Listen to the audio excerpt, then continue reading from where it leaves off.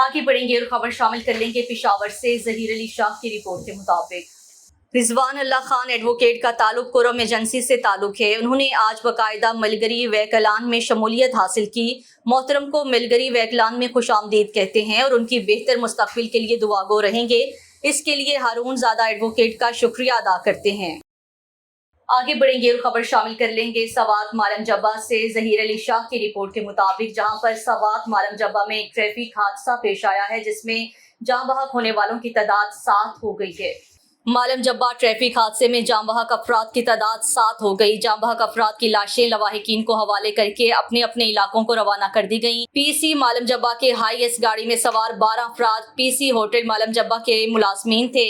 मालम जब्बा PC hotel staff को ले जाने वाली गाड़ी ब्रेक फेल होने से गहरी खाई में जा गिरी, जिसमें सवार 12 अफराद में से 7 अफराद जान बहक जबकि 5 अफराद शदीद जख्मी हुए हैं। जख्मी तमाम अफराद की हालत तशवीशनाक बताई जा रही है।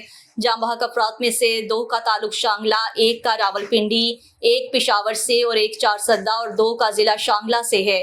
तमाम जान बहक अफराद पोस्टमार्टम के बाद लवाहिकीन के हवाले करके अपने अपने इलाकों को रवाना कर दिए गए हैं। सरकार की मुद्दत में FIR दर्ज। FIR में हादसे को गाड़ी ड्राइवर और इंतजामिया PC की गफलत करार दिया है।